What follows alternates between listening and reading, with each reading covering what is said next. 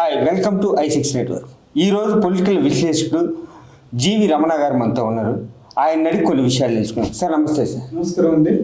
అదేవిధంగా చూస్తే ఇప్పుడు జానీ మాస్టర్ ఇలా అంటే ఇది వైరల్గా ఉంది. ఎటువంటి కేసులు దీని మీద వచ్చే అవకాశం ఉంది సార్? ఏ రకంగా దీంట్లో పొలిటికల్ భాగాలు కానీ ఎటువంటి ఇదిగా ఉంది ఏంటి అన్నది తెలుసుకుందాం.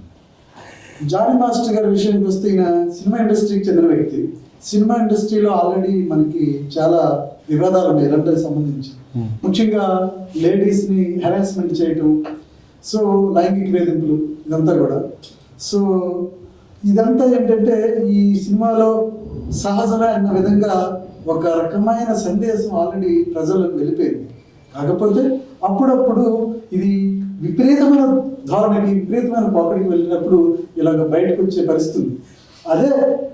అదే విధంగా చూస్తే సార్, ఓన్లీ సినిమా ఇండస్ట్రీ అనేలోపు ఓన్లీ గ్లామర్గా ఉండబట్టి ఇది తప్పు అనేది తొందరగా మీడియా పరంగా వాళ్ళకి ఆల్రెడీ జనాలకు వాళ్ళు ఫేమ్ ఉంటారు కాబట్టి ఆటోమేటిక్గా అందరికీ తెలుస్తుంది. కానీ ఇదే ఓన్లీ ఫిలిమ్స్లో ఓన్లీ ఒక ఇండస్ట్రీకి సంబంధించింది కాకుండా బయట కూడా చాలా జరుగుతూ ఉంటాయి. కానీ వాటన్నిటికంటే కూడా గ్లామరస్గా ఉండబట్టి ఇది ఎక్కువ ప్రణామం ఎక్కువ ఉండే అవకాశం ఎక్కువ ఉందంటే. అంటే సినిమా ప్రపంచం అంతా గ్లామర్ ప్రపంచం. అక్కడ ఏంటంటే ఎక్కువ మంది లేడీ ఆర్టిస్ట్స్ ఉంటారు, హీరోయిన్స్ ఉంటారు, సైడ్ ఆర్టిస్ట్స్ ఉంటారు, డాన్సర్స్ ఉంటారు. ఇక్కడ నాకంటే పెద్ద అక్కడ విభేదాలు అంటూ ఉండదు. అంటే లేడీస్ కూడా చాలా మంది వర్క్ చేస్తారు ఆ యూనిట్ లో. ఇక్కడ కామన్ అయిపోయింది అని అనిపిస్తుంది. మీరు అన్నట్టుగా ప్రతి రంగంలో ఉంది. అది సాఫ్ట్వేర్ రంగం అవచ్చు, లేకపోతే ఇంకో దగ్గర అవచ్చు, ఇంకో దగ్గర.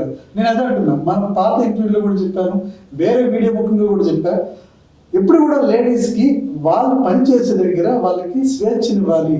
వాళ్ళు పనిచేయడానికి వాళ్ళు కూడా smart thinking, smart mind applying thoughts అనేది పెడుతున్నారు. కాబట్టి వాళ్ళకు కూడా ఆ స్వేచ్ఛనిస్తే డెఫినెట్గా మనం మంచి సమాజాన్ని నిర్మించినట్టుగా అవుతుంది అని నేను ఎన్నోసార్లు చెప్పాను. ఇప్పుడు కూడా అదే చెప్తున్నా. ఎందుకనంటే ఇక్కడ కూడా సినిమా ప్రపంచంలో కూడా చాలా మంది ఒకప్పుడు నటులు చూసాము, దర్శకులు చూసాము. ఒక భానుమతి గారు కానీ, ఒక సావిత్రి గారు కానీ, జమున గారు కానీ, విజయనగర్ గారు కానీ, ఇట్లా ఎంతో మంది చూసాం. అప్పుడు ఏంటంటే వాళ్ళు దర్శకులకి ఈ నటులకి ఒక తండ్రి ఒక కూతురు సంబంధం లాగా ఉండేది. ఆ తర్వాత ఏదో ఆ ఏజ్ గ్యాప్ తక్కువైతే ఒక అన్నా చెల్లెల్లాగా ఉండేది. అది అలాగా రాను ఇక్కడ చిత్ర ప్రముఖుల పేర్లు చెప్పడం అనవసరం కానీ మీడియా ముఖ్యంగా. బట్ తర్వాత అదేంటంటే హెరాస్మెంట్ కింద అయిపోయి లైంగికంగా వేధించడం, లైంగికంగా వాళ్ళని ఇబ్బంది పెట్టడం, లేకపోతే అవకాశాలు లేకుండా చేయటం, వాళ్ళని సినిమా ఇండస్ట్రీ నుంచి దూరం చేయటం, ఇట్లా జరుగుతూ ఉంది. ఇప్పుడు మీరు అడిగిన దీనికి జానీ మాస్టర్ విషయానికి వస్తే, ఇప్పుడు అమ్మాయి కూడా ఒక ఎన్నో కళలుగానే ఉంటుంది. నేను కూడా మంచి డాన్సర్ అవ్వాలి అనే ఉద్దేశం. అదే దీంట్లో ఆమె 16 ఏళ్ళప్పుడు ముంబై తీసుకెళ్ళి హోటల్లో ఆమె లైంగికంగా వేధించడం, ఆమె ఇబ్బంది పెట్టడం కూడా జరిగింది. అది మితిమీరి పోకడికి వెళ్ళిపోయి విపరీతమైన ధోరణికి వెళ్ళిపోయేటప్పుడు వాళ్ళకి ఎక్స్ అయిపోయి భరించలేక ఇలా బయటకు వచ్చే పరిస్థితి ఉంటుంది. ఇప్పుడు జరిగింది అదే. సో ఆయన దొరకకుండా కొన్నాళ్ళు పారిపోయినాడు. నెల్లూరు అన్నారు, ఇంకో ఊరు అన్నారు. అక్కడికి గోవాలో నార్సింగ్ పోలీసులు పట్టుకోవడం జరిగింది, తీసుకొచ్చారు.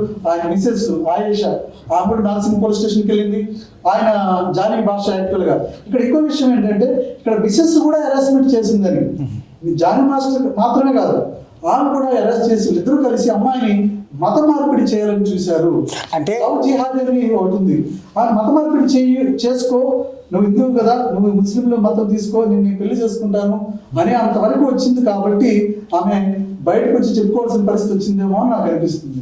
అంటే అదే విధంగా చూస్తే నిజంగా ఒక భార్య ఇంకొక పరాయి ఆడవాళ్ళతో మాట్లాడితే ఒప్పుకొని సమాజం ఇది వాస్తవానికి. ఎందుకంటే ఒక భార్య ఒక భార్య ఏరే మొగోడితో మాట్లాడితే ఒప్పుకోలేరు. అదేవిధంగా భర్త కూడా వేరే లేడీస్తో మాట్లాడితే ఒప్పుకోలేని పరిస్థితుల్లో నిజంగా భార్య చేసిందంటే జనాలు నమ్మే అవకాశం ఉందంటే మేబీ ఇప్పుడు సమాజం మారుతుంది కదా, సమాజ ధోరణి మారుతుంది. ఒకప్పుడు లేడీస్ అంటే చక్కగా వాణి లేకపోతే పెద్దవాళ్ళు అయితే చీర కట్టుకునే వాళ్ళు. తర్వాత వస్త్రధారణ మారింది.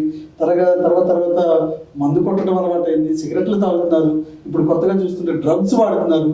సో ఇక్కడ ఇందులో ఇలాంటి కూడా అంటే ఆల్రెడీ అవకాశం వేరే వాళ్ళకి అవసరార్థం ఏమైనా చేస్తే చేయొచ్చు. అంటే ముస్లింల చట్టం ప్రకారం 2 పెళ్ళిళ్ళు 3 పెళ్ళిళ్ళు చేసుకోవడానికి కూడా వాళ్ళకి ఆస్కారం ఉంది. ఆ విధంగా కూడా ఆమె ఏమైనా ఫోర్స్ చేసిందేమో అని ఇప్పుడు పోలీసుల విచారణలో తేలుతుంది ఆ విషయం కూడా. అదే విధంగా చూస్తే ఆల్రెడీ ఇదివరకు అంటే మామూలుగా లవ్ చేసి పెళ్లి చేసుకుంది కాబట్టి ఆల్రెడీ ఆమె కూడా ఒక హిందువుగా ఉండి కూడా ముస్లింగా కన్వర్ట్ అయింది. అంటే ఆల్రెడీ భర్త ఏదైతే అడుగుజాడలు భర్త ఎప్పటి నుంచి వచ్చింది ఏంటంటే భర్త ఎలా ఉంటే భార్య కూడా అదే దారిలో నడుస్తూనే ఉంది. మన సంప్రదాయం పూర్వీకం నుంచి కూడా అలా నడుస్తుంది కాబట్టి ఆ రకంగా మారిందేమో అని అదే పెద్ద విషయంగా మార్చుకోలేదు. కానీ ఇప్పుడు ఈ అమ్మాయిని మార్చమని అనేందుకు ఈ వివాదం చేసిందని అంటారా, లేకపోతే హిందూ నుంచి ముస్లింగా మారమన్నందుకు వచ్చిందా, లేకపోతే ఏ విధంగా వచ్చిందా? ఇప్పుడు ఆమెది రెండు నేను గమనించిన విషయాలు రెండు. ఆమెని ఒకటి మతం మారి పెళ్లి చేసుకుంటారని వేధింపులు అనేది ఒకటి, ఇంకొకటి ఆల్రెడీ ఆమె భరిస్తా ఉంది ఏంటిది లైంగిక వేధింపు. అది మైనర్ నుంచి మేజర్కి వచ్చింది, మేజర్ నుంచి ఇంకా అంటే ఈ క్యారియర్లో కూడా డే టైం వెళ్ళి కూడా తను ఇబ్బంది పెడుతున్నాడు అని చెప్పుకోవాల్సిన పరిస్థితి వచ్చిందంటే ఆమె మెంటల్ స్థాయి ఎంతవరకు వెళ్ళిందని మనం అర్థం చేసుకోవచ్చు. కాబట్టి ఇప్పుడు ఆయన తప్పు చేయలేదంటే ధైర్యంగా ఇక్కడే ఉండొచ్చు, ఇక్కడ ఉండి నేను తప్పు చేయలేదని స్టేట్మెంట్ ఇవ్వచ్చు, లేదా మీడియా ముఖ్యంగా వచ్చి చెప్పొచ్చు. ఎంతో కొంత తప్పు జరిగిందేమో అని అనిపిస్తుంది.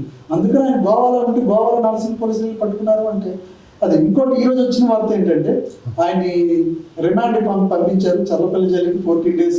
బట్ ఇనిషియల్ ప్రాథమిక విచారణలో కూడా ఆయన ఒప్పుకున్నారని కూడా సమాచారం మనకు బయటకు వస్తుంది. అంటే నేను లైంగికంగా వేధించాను, ఆమె 16 ఏళ్ల వయసు అప్పుడే ముంబై హోటల్లో నేను ఫస్ట్ టైం ఆమెని హెరాస్మెంట్ చేశాను అని ఒప్పుకున్నాడు అన్నట్టుగా కూడా వార్తలు వస్తున్నాయి. ఇంకా ఇన్ డీటెయిల్ గా మనకి we have to wait some more days అంటే కంప్లీట్. అంటే మొన్న ఆల్రెడీ ఒక వీడియో రిలీజ్ చేశాడు ఆల్రెడీ అతను. ఏదైతే అమ్మాయి నేను లాగింది కానీ ఎక్కడన్నా ఏదన్నా కానీ చేసింది కానీ ఉంటే నేను ఇండస్ట్రీ నుంచి బహిష్కరణ, నేను ఈ రోజు నుంచి ఇండస్ట్రీ నుంచి తప్పుకోవడానికి సిద్ధంగా ఉన్నానని చెప్పేసి అంటున్నాడు. మరి అలాంటప్పుడు కాలమే సమాధానం చెప్పాలి. ఎందుకంటే పోలీసుల విచారణలో వచ్చే నిజాలను బట్టి తెలిసిన దాన్ని బట్టి కూడా ఇక్కడ ఏంటంటే ఒక్కొక్కసారి కొన్ని కేసులు కూడా తేలిపోతూ ఉంటాయి. అంటే బికాస్ ఆఫ్ వాళ్ళ పొలిటికల్ ప్రెజర్ అవ్వచ్చు, లేకపోతే పోలీస్ నుంచి ప్రెజర్ అవ్వచ్చు, లేకపోతే మనీ కూడా maybe plays a vital role here. అలాంటప్పుడు కొన్ని నిజాలు కూడా అబద్ధాలుగా లేకపోతే అవేమి నిజాలు కావు అనేదిగా మీకు బయటకు కూడా వచ్చే ఇది ఉంది. కానీ ఈ విషయంలో మాత్రం ఒక అమ్మాయికి అన్యాయం జరిగింది కాబట్టి ఏం జరుగుతుందో చూద్దాం. అదేవిధంగా చూస్తే ఆల్రెడీ మొన్నటి వరకు జనసేనలో జానీ మాస్టర్ జనసేనలో చేశాడు. జనసేనతో పాటు పవన్ కళ్యాణ్తో పాటు తిరిగాడు, సాంగ్స్ రికార్డింగ్ అందరికీ పబ్లిక్ ఆయనకు ఒక ప్రేమ ఉంది కాబట్టి ఆటోమేటిక్గా జనాలను కూడా ఇచ్చేటట్టు చేశారు. కానీ ఈరోజు అదే పవన్ కళ్యాణ్ మరి ఆల్రెడీ నీకు ఇందులో నుంచి సభ్యత్వం తీసేస్తున్నాము అని అన్నారు. అని అంటే జనసేన కార్యక్రమాలకు మీరు దూరంగా ఉండండి అని చెప్పి ఒక లెటర్ కూడా ఆయన ఇష్యూ చేయడం జరిగింది. జనసేన తాలూకా పార్టీ కార్యక్రమాలకు దూరంగా ఉన్నట్టు మీ మీద ఆరోపణ వచ్చింది కాబట్టి ఈ ఆరోపణ నిరూపించుకొని, అంటే ఈ ఆరోపణలో నువ్వు తప్పు చేయలేదు, నాది తప్పు కాదు నిరూపించుకుంటే డెఫినెట్గా మళ్ళీ వాళ్ళు అవకాశం ఇస్తారు. సో ఇప్పుడు వేరే ఒక లేడీ కూడా అదే చెప్పారు, ఆట సందీప్ భార్య కూడా చెప్తూ ఇలాంటివి జరుగుతూ ఉంటాయి, కొంతమంది పేరు తెచ్చుకున్న వాళ్ళ మీద కూడా ఇలాగ ఆరోపణలు చేస్తారు అంటే నేను దాన్ని సమర్థించట్లేదు. ఎందుకంటే ఒక ఆడపిల్ల త్వరగా బయటకు వచ్చేది. అలాగే మనోజ్ ఉన్నారు, మనోజ్ విష్ణు తమ్ముడు మోహన్ బాబు గారు అబ్బాయి, ఆయన కూడా చెప్పాడు నీ మీద ఆరోపణలు వచ్చాయి, నీ ఆరోపణలు నువ్వు నాది నిజం కాదు నిరూపించుకో బ్రదర్, దట్స్ వెరీ ఫైన్ అని కూడా ఆయన స్టేట్మెంట్ ఇచ్చాడు. ఇంకా అనసూయ గారు కానీ లేకపోతే కొంతమంది ఇంకా చాలా మంది స్పందించారు ఈ విషయంలోని కరాటే కళ్యాణులంతా. అలాగే పూనం పవర్ గారు కూడా చెప్పారు ఇది ఇతనే కాదు విక్రమ్ శ్రీనివాసరావు కూడా ఇలాగే వేధించాడు, ఆయన మీద కూడా యాక్షన్ తీసుకోవాలి. అంటే ఇండస్ట్రీ పెద్దలు చేస్తే అది తప్పు కాదు కదా, తప్పు చేసేది కాదు కదా, కాబట్టి ఆయన కూడా విచారించాలి. ఇంతకుముందు కూడా ఆయన మీద ఆరోపణలు వచ్చినాయి అని ఆమె కూడా బయటకు వచ్చింది. సో ఇది ఈ ధోరణి ఎప్పటి నుంచో ఉంది, బట్ ఇది ఇప్పుడు బయటపడుతుంది ఇంకా ఎక్కువగాను. దాన్ని మనం ఖండించాల్సిన అవసరం ఉంది. ఈ సమాజానికి మంచి సందేశం కాదు. కాబట్టి ఇప్పుడు ఇది కూడా 14 రోజులు రిమాండ్ ఇచ్చారు. ఈ 14 రోజుల్లో కూడా ఇక్కడ జ్యుడిషియల్ రిమాండ్ ఒకటి ఉంటుంది. కంప్లీట్గా వీరు విచారించి ఆ నిజాలు ఏవో బయటకు వస్తాయి. ఇక్కడ ఆయన కూడా పోక్సో చట్టం కింద కూడా చేయమని కూడా అమ్మాయి చెప్పింది. పోలీసులు కూడా పోక్సో చట్టం కింద ఇది చేశారు. పోక్సో అంటే ఏంటి, పిఓ సిఓఎస్ అని వస్తుంది. ఇప్పుడు పిఓ సిఎస్ఓ అంటే పోక్సో అని. పోక్సో అంటే మీకు protection of children from sexual offences అని అంటాం అన్నమాట. అంటే ఈ లైంగిక నేరాల నుంచి మీరు ఇచ్చేసుకోండి. This bill was pass in the year 2012 by government of India. So చేసింది. సో ఎస్పెషల్లీ దీని తాలూకా ఏంటంటే మనకి హెరాస్మెంట్ కానీ, పోర్నోగ్రఫీ కానీ, లేకపోతే సెక్సువల్ అసాల్ట్ అంటే లైంగిక దాడి అంటారు, వీటి నుంచి ఈ పిల్లల్ని రక్షించే బాధ్యత ఈ చట్టం తీసుకుంటుంది. ఆల్సో దీంట్లో మీకు శిక్షలు అంటే ఒక పనిష్మెంట్ ఉంటుంది, అలాగే మీకు కాంపెన్సేషన్ ఉంటుంది, ఎమర్జెన్సీ మెడికల్ కేర్ ఉంటుంది, అలాగే కేర్ అండ్ ప్రొటెక్షన్ ఉంటుంది, ఫ్రీ లీగల్ మీకు ఇది చేస్తారు దీంట్లోని, అలాగే స్పీడ్ ట్రయల్ ఉంటుంది, నెక్స్ట్ మ్యాండేట్ రిపోర్టింగ్ ఉంటుంది. ఇవన్నీ కూడా ఈ కేసులోని మీకు వస్తాయి. దీంట్లో కొన్ని సెక్షన్స్ కూడా ఉన్నాయి. సపోజ్ సెక్షన్ 4 తీసుకున్నాం ఉంటుంది, దాంట్లో మీకు 7 years ఆఫ్ ఇంప్రిజన్మెంట్ ఉంటుంది. This may be extended to life imprisonment also, అంటే జీవిత ఖైదు కింద కూడా కన్వర్ట్ చేస్తూ ఫైన్ వేస్తారు. అలాగే సెక్షన్స్ 5 and 6 ఉన్నాయి, అంటే పోక్సో. అంటే పోక్సో అంటే ఇప్పుడు చెప్పాను కదా, protection of children from sexual assault అని. దీంట్లో బెయిల్ రావడం కూడా చాలా కష్టం, అంటే బెయిల్ చాలా లో ఛాన్సెస్ అదే. బెయిల్ అంత ఈజీగా రాదు ఉంటుంది section 5 and 6 of the POCSO act. So as well as when the investigation is going on, there is no certain evidences in favor of accused also. So ఆరోపణలు చేసే వ్యక్తి మీద ఇట్లా వస్తే కూడా అది అంత ఈజీగా బయటపడే ప్రసక్తి లేదు, ఉండదు. సో ఈ పోక్సో కింద ఇవన్నీ మీకు ఏంటంటే ఈయన పోక్సో చట్టం కింద కూడా అరెస్ట్ చేశారు, అది కూడా ఆ సెక్షన్ కూడా ఉంది. సో రేపు ఈయన ఒప్పుకున్నాడు అని తెలిస్తే మాత్రం డెఫినెట్ గా 7 years ఇంప్రిజన్మెంట్ అంటే జైలు శిక్ష పడవచ్చు. It may be extends or maybe you will see the later what it may be happens.